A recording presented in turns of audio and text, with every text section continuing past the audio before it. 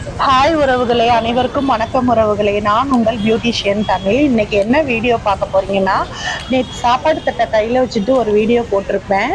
இன்னைக்கு கருட சேவை, ஆனால் மழை பெய்யறதுனால பெருமாள் வெளியில வரமாட்டாராம், அதனால வரலை. இன்னைக்கு கருட சேவை இல்லைன்னு சொன்னேன். அது மாதிரி கருட சேவை முதல் நாள் வந்துச்சுன்னா தங்க கருடன்ல வருவார். அடுத்த நாள் பார்த்தீங்கன்னா ஹனுமந்த வாகனம் ஆஞ்சநேயர் மேல வந்து பெருமாள் வருவார். அந்த இதுதான் இன்னைக்கு நீங்க பார்த்துட்டு இருக்கீங்க. இப்போ புறப்பாடாக போகுது. ஈவினிங் காலையில மண்டகப்படிகள்லாம் முடிச்சுட்டு இந்த மண்டபத்துல வந்து இருந்துடுவார் பெருமாள், வந்து சேவை செய்வாரு.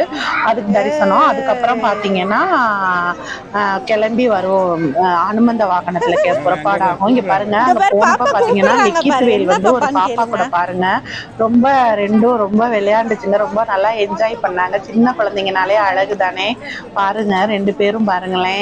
பாப்பா கூப்பிட்டு கூப்பிட்டு முத்தம் கொடுத்துட்டு இருந்துச்சு, அண்ணா அண்ணானே. இவனும் அதுக்கப்புறம் நல்லா ரெண்டு பேரும் ஃப்ரெண்ட்ஸ் ஆயிட்டாங்க. அவரவங்களே இங்க பாருங்க, குதிரை பாருங்க, ரங்காவும் ராமானுஜமும் விஸ்வரூப தரிசனத்துக்கு தான் இதுல இருந்து ஒரு குதிரை வந்து காலையில விஸ்வரூப தரிசனத்துக்கு போவாங்க. யானை பாருங்க, இது வந்து ஆண்டாள் யானை.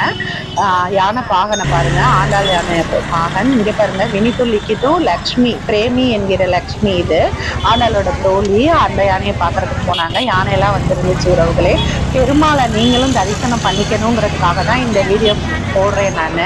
என்ன குழந்தைங்களெல்லாம் காட்டிக்கிட்டு இருக்காங்க அப்படின்னு சொல்லி எதுவும் நினைச்சுக்காதீங்க நீங்க. இந்த வீடியோ பாருங்க, தீ பந்தத்தோட, அதாவது இருட்டுற நேரத்துக்கு ஒரு 6:15 மணி அது மாதிரி அதுக்கு மேலதான் அந்த இருட்டுற நேரத்துக்கு பார்த்தீங்கன்னா பெருமாளை தீப்பந்தத்தோட அந்த மேலம் டம் டம்னு கொட்டுவாங்க உறவுகளே. அதுவே ரொம்ப ஒரு மாதிரி தெய்வீகமா இருக்கும் பார்க்கறதுக்கு.